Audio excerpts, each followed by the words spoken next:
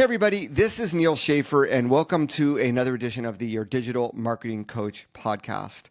Now, this is a podcast about marketing, but if you work in an organization that is larger than yourself, you might have a salesperson or a sales team. And if you do have a sales team, there's often a lot of internal conflicts that arise at a lot of businesses that I have worked at, where sales wants to get more leads from marketing and marketing wants sales to close the leads they've already given them. However, as you should know, if sales and marketing can somehow work together, there are just so many benefits, not just for marketing, but for your entire organization. And that's going to be a topic that we're going to cover today. Today, we have the author of this book, C.A.S.H, Communication Alignment Systems Honesty, the 4 keys to better sales, smarter marketing, and a supercharged revenue machine. The author is A. Judge, and obviously, we're going to be talking a lot about this sales and marketing alignment, but even if you do not have a sales team, you're going at it yourself, you're a service provider, content creator, what have you, I think that there's going to be a lot of advice that's going to be applicable for you as well, that when you have client calls, when you are meeting with potential clients, there is a lot of information there. Are you funneling that back into your marketing as well and building this revenue generating machine? So without further ado, A. Lee, welcome to the Your Digital Marketing Coach podcast. Hey, Neil, thanks for having me. Glad to be here. It's an honor to have you. So, A. Lee, you published this book, C.A.S.H, congratulations, by the way. I know that just came out a few months ago. And you obviously have your own company, Content Monsta. You do a lot of video content. And we're talking sales and marketing alignment. How did this all get started? I know when we were prepping for this, my background's B2B sales. It sounds like yours is more on the marketing side. But where did this all begin? Well, my first marketing title was digital marketer or digital marketing manager. And so I'm a marketer at heart.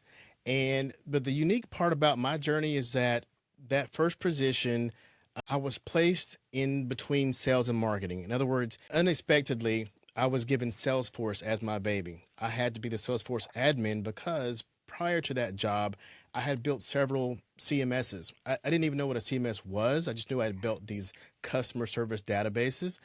And so when I got hired in this marketing position, they said, oh, by the way, our sales team needs to do better at using Salesforce, keeping their data, and working with marketing. So that, by definition, put me in between sales and marketing, directly between, unexpectedly. So it made me a better marketer along the way. And for the next couple of positions in different companies, both small and global, that's the role that I served, the guy who could speak both languages, both marketing and sales. And here I am today. The book was basically me expressing all the things I've learned as someone in between, seeing both sides of that story. That's amazing that company you worked at, that you as a marketer were enforced with managing how salespeople use Salesforce, because as you can imagine, that is normally a role. And having used Salesforce in my last B2B sales role, that is normally someone in. I guess now you would call that more of like sales enablement but firmly in the sales department. So kudos to that first company for understanding the importance, and obviously your intelligence and aptitude is why you were chosen for that role. Otherwise, you would normally find someone in sales. So that's amazing. So being in between, so having a marketer hat, but managing Salesforce and being able to speak marketing and sales. So I, in my introduction, said, marketing is like, hey, sales, what are you doing with my leads? And sales is like, hey, marketing, we need more leads, need more pipeline. When you say you're able to speak both marketing and sales, is that sort of the speak? Is that sort of what you see? Or, what do you see on the ground, the way that marketers speak about sales and the way that sales speak about marketing? Yeah, I didn't know it early on, but there's always this tug of war. And if you go back to the tradition or the stereotype that we're trying to climb out of, you have the situation where they have the idea of the handoff, where marketing finds leads, hands them off to sales, and it goes back to find more leads while sales does the closing. That time has passed. Now as a marketer, you have to understand what's going to happen with this lead once I present it to sales. And once I present it to sales, how can I help sales continue that lead on into a prospect and a customer, and then a repeat customer? Marketing doesn't hand it off or give it up. Marketing is always still there to help sales do their job. Now, on the flip side of that, a salesperson has to realize things have changed as well. We've heard all the numbers. 60, 70, 80% of the customer journey happens before someone wants to talk to sales. I give those different numbers because it varies per industry. But as high as 80%, that means that as a salesperson, you have to understand and recognize that your customer is going to research without you, they're going to learn without you, and they're going to learn from either you or your competitor. So that's marketing. Marketers are the ones who are educating our customers before sales gets a chance to send an email or have a phone call or have an in-person meeting. So once sales understands that, they realize that marketing is doing part of the sales process, which means that we now have a revenue process. It's not a sales process and a separate marketing process. It is one revenue team that has to focus and utilize their respective skill sets to find an audience, educate the audience, bring them into the organization's sphere of knowledge, and then help close the deal. The linear funnel doesn't exist anymore. So if you're a salesperson, you need marketing. If you're a marketer, you need to understand your goal, which is to sell. So, Lee, thank you for that explanation. I'm curious, do you still think there's a need for two separate departments, or some people who say this is just one revenue generating machine? If sales and marketing truly want to work together, why can't it just be one? What is your take on that? I think it should be one department with two distinct skill sets, right? So you have people who have the skill set of understanding how to find a market, how to communicate with the market, how to have a strategy of how to find people that fit your product or service. That's a skill set. Now, the psychology of convincing someone to buy what you're trying to sell, that is a selling skill set. Sales should have a skill set of closing deals and understanding where to prioritize their activities. Those are distinct skill sets, just like a sports team. You have your offense and your defense. They're still one team, but they have specialized skills. Your linebackers are not going to be the best quarterbacks. They just don't have that same skill set. So same thing with sales and marketing. There are skill sets, but it should be just one revenue team. Yeah, that's a really that sports team analogy really drives that message home. And I'm just thinking back. There's some marketers that when I was in B2B sales that would come on a sales call with me, and the customer would be very happy, and the marketer would say, "Oh my gosh, sales is so easy," when they don't understand it really is a separate skill set. And I urge any marketer listening to this podcast to check out the top sales books and start reading them about sales methodology, and they will see that it is a completely different art than the art of marketing, right? Yeah, I mean, if someone's, goes back to the favorite sales meme of "sell me this pen," on that spot, you don't have a chance to do a nurturing campaign and send out a bunch of emails. You need to sell the pen right then. That's what a salesperson should be able to do. Even within that scenario, there's a bit of psychology that both the salesperson and a marketing person should understand on how to sell that pen. And why does that person have that pen in mind, particularly?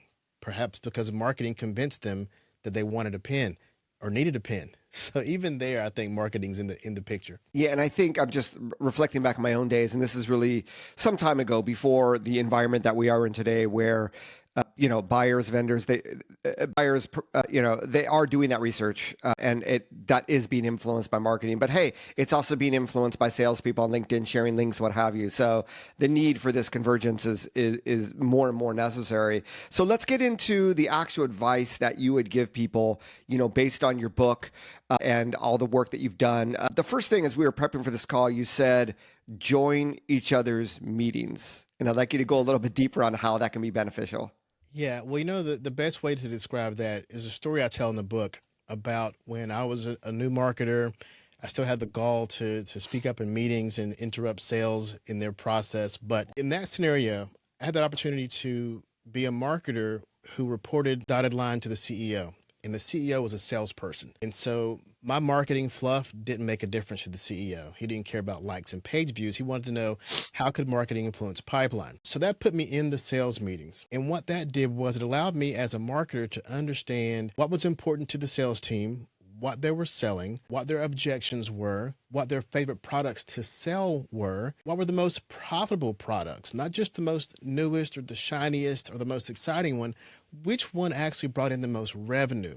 These are things that sometimes marketing teams are siloed from. Marketing is typically, marketing the shiniest object, the newest one, not knowing that perhaps the dullest object in the company, the dullest product may be the biggest contributor to the bottom line. So a marketer in a sales meetings hears things to understand what's important to the company, rather than what's important to marketing. The second advantage is you get to hear salespeople and their frustrations at particular objections they get from customers. Why is a product not selling? Why is the customer pushing back?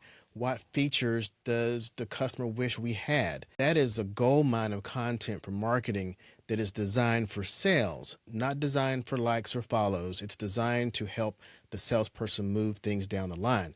So that's when a marketer attends a sales meeting. Now, on the other side of that, if sales attends marketing meetings, one, they can get a vision of, if this is a good marketing team, where the industry is going. They can get an understanding of what tools that the company has to gauge customer sentiment, or if they're responding to their emails or products, what kind of questions customers are asking. And also for sales to give some advice to say, oh, wow, you guys are marketing this, but we're selling that. Let me let me tell you what's really happening, like what the CEO or CFO really cares about. And there are going to be some surprising moments when marketing realizes that, wow, we're not aligned. We thought this was important, but you're telling us that it's not.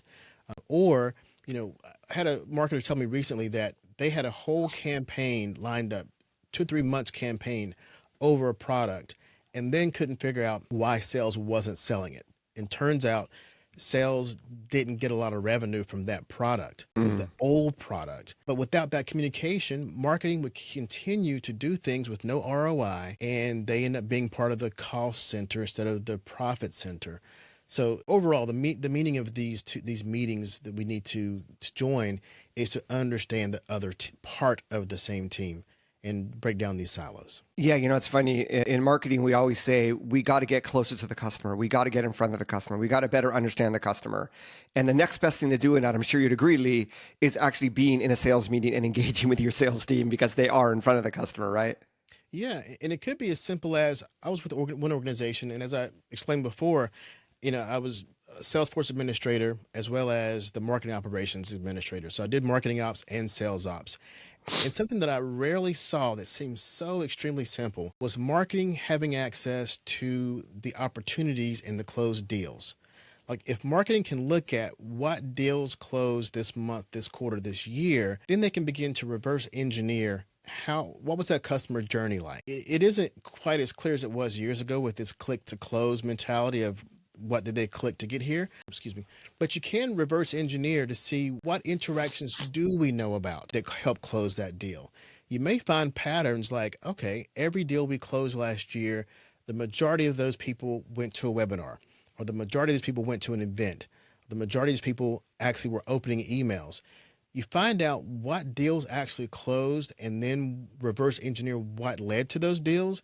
And it can give you very good insight on what marketing works and what marketing doesn't. That connection, marketers look at the closed deals, and that will be your roadmap. That's really fantastic advice. And on aligned with that advice, as we were prepping for this call, you mentioned that sales and marketing should also have a sense of shared metrics. So when I'm in sales, it's all about how much I'm closing. That is the ultimate metric. And maybe after that, the pipeline value.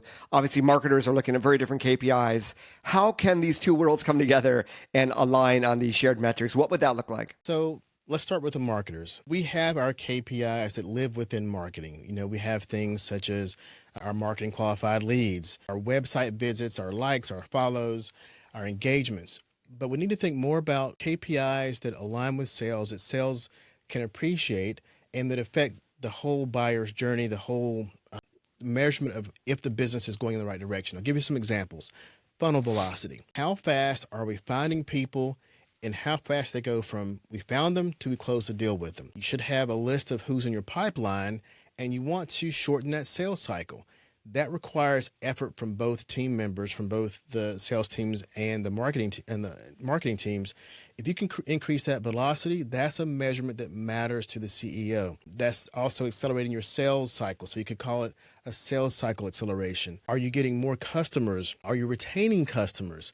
And also, if you do that reverse engineering I mentioned earlier, you can look at your pipeline and see part of that pipeline was influenced by marketing. So a marketing influence pipeline. These are all things that you can measure that mean something to the business and not just the marketing.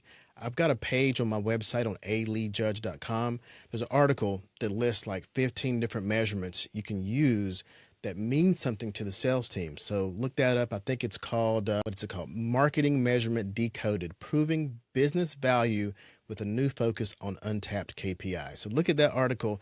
Then you can find some KPIs that get beyond the CMO to the CFO and CEO and help marketers keep their jobs by proving their ROI. Yeah, I would say, when there's corporate restructuring, the final job I had, it was actually they completely obliterated corporate marketing. So, but rarely do you see salespeople getting cut off when the company wants to grow sales. So there Yes. you go. And I in sales, I would always my attitude towards marketers is like, hey, it's our revenue being generated that's paying the bills here, that pays for the salary. So having that mindset in marketing, I agree, is really critical, and it'll help them become better.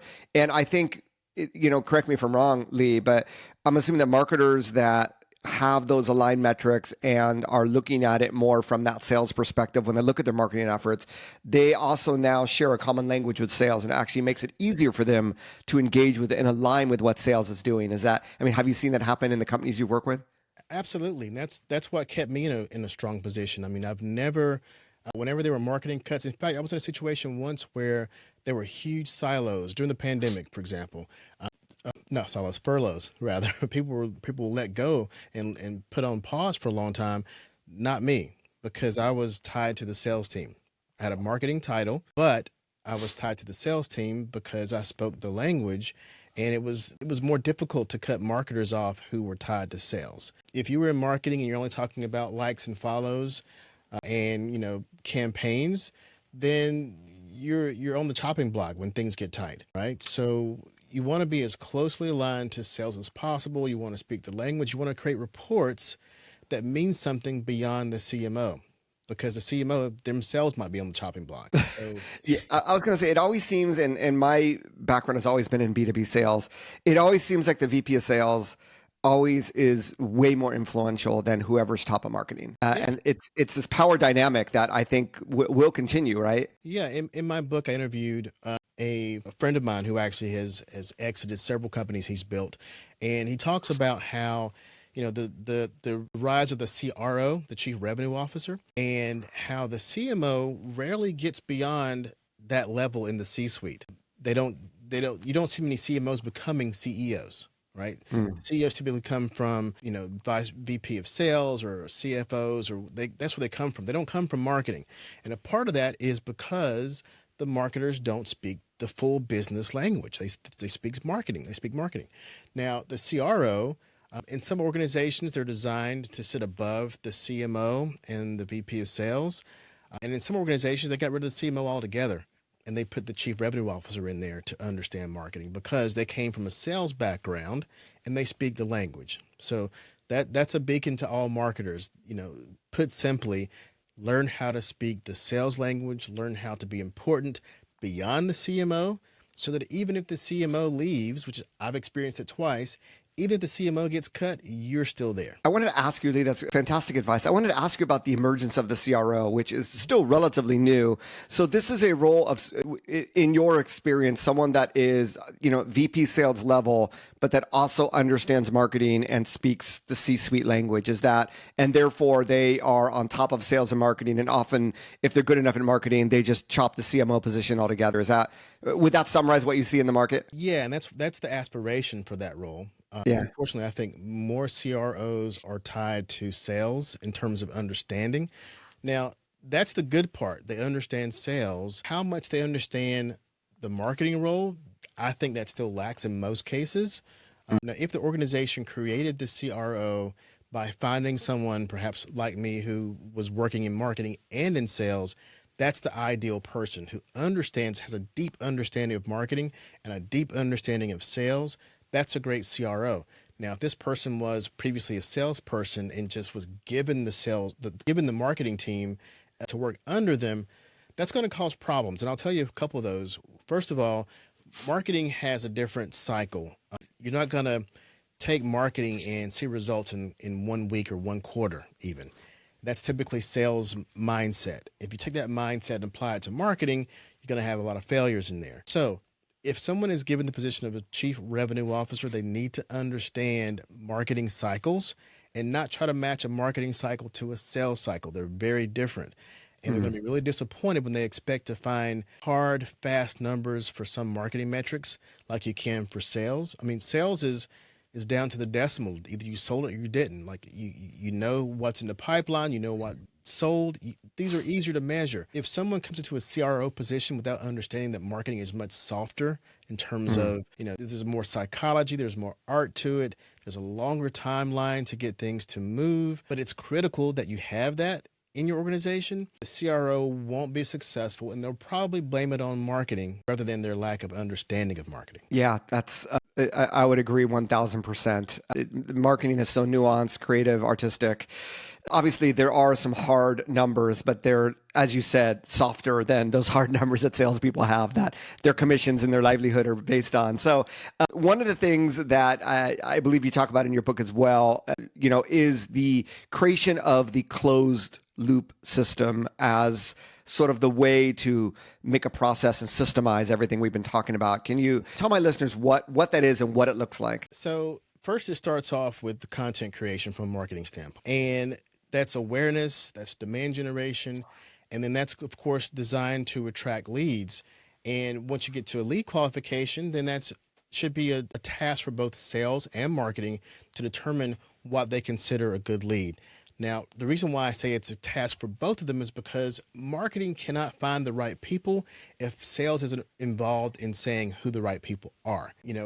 For companies who still use scoring of their leads to determine whether or not they're worthy to go to sales, when I built these scoring platforms back in the day with Marketo and with Pardot, that scoring was reviewed every quarter to 6 months with sales to say, is this scoring accurate to what you want to find? In other words, if marketing says, hey, on a scale of 1 to 100, this person is a 100, that 100 must mean something to sales. Like 100 must mean that this person is, whatever their sales strategy is, whether it's BANT or MEDIC, BANT being budget, authority, need, and timing.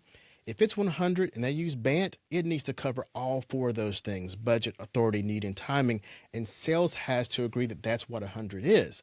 So there's your lead qualification stage. Marketing needs to understand that based on what sales says it is. And then that critical feedback, like sales needs to say, hey, marketing, the people you think are 100 aren't our ideal customers. That person should be more like a 50 or a 60, right? That's that feedback from sales to marketing. And marketing needs to say, okay, let us understand what pains you're seeing out in the field so we can update our content to make sure it matches, and also review the lead quality. And then from there, you refine that message. So if sales says, hey, marketing, we're finding these objections in the field, can you update your content, or can you create new content to help us get past that objection? If your customers are saying, hey, we love your product, but it's too small to hold in our hands, then we need content that says, hey, this is, this new device we added to make it easier to hold, right? Or we've moved this button around. So those kind of things need to come back from sales, from maybe even your product team to say, this is new content to help you sell. And then from there, you collaborate to close the deal. Like, we have a customer who's heard about us, who is considering us. How do we get them across the line? Well, marketing sends them information to say, did you know about this feature? Did you know that we have this on the product roadmap? Did you know that we just released this thing? That's marketing helping to close the deal. That's marketing being a part of the sales process to say, at this point, this customer is already here. They're already aware. They're already considering. What can we feed them that is detailed and convincing that we're better than the other customer? Now, you have a customer. You analyze, how did we close that deal? What worked, what didn't? And you do more of what worked, of course, and less of what didn't. And then when you have that customer, what can we do to foster them staying a customer, perhaps expanding and buying more from us? How do we keep them engaged? Just because they're a customer doesn't mean you stop marketing to them, right? And so you create more content, and then now we're back at the beginning of the loop. You've fulfilled the loop from content creation through sales, through refinement, through analytics, and then back to the beginning of the loop again. Yeah, that's a fantastic system that I wish more companies had. And I guess for those that are listening to the end of this interview, some of this obviously is a system like what Lee just mentioned. Some of it is also just mindset. Where can I include sales as part of what I'm doing? I don't think there's many salespeople listening to this podcast, so I'm really speaking to all the marketers out there. But even if you're you're an entrepreneur, you don't have a sales team, but you yourself are doing sales, or maybe you're outsourcing lead generation or sales, what have you, really having those conversations with anybody doing that is going to reap the benefits that we talked about here. So Lee, thank you so much. I know obviously everybody, if they're interested in learning more, should go out and buy his book, C.A.S.H. You haven't talked about Content Monsta as well, so I want to give you the chance to introduce, if my listeners want to learn more about you, work with you, where should we send them? Well, so Content Monsta, ending with the A, Monsta, is my content production company. We create content for businesses. And, speaking, the tie-in between that and the book was the communication part of the book was really fun to write for me because I got a chance to talk about content marketing. I think that's how you and I met, probably through content marketing events, right? And Exactly. so creating content for business is my passion. And the great part is I understand how to create that content to help move deals forward for business. It's not for likes or fame.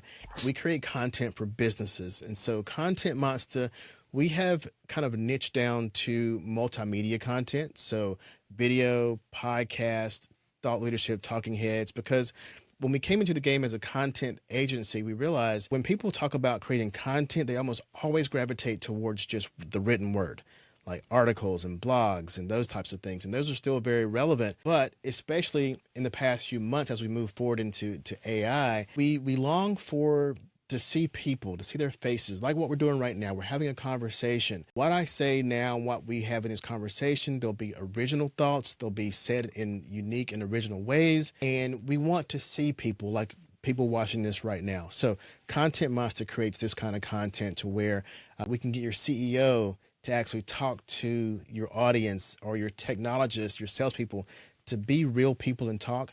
So yeah, podcasts and videos, what Content Monster creates. And I'm happy that even with the book C.A.S.H. on more of a sales and marketing lane, I'm able to tie those things together and talk about both of those things. Fantastic. That's the dream, my friend. So congratulations on that. And that is Content Monsta, Monsta.com. We'll make sure that's in the show notes. Lee, thank you so much for your time today and sharing all of your experience and expertise with my audience. Thank you, Neil. Thanks for having me.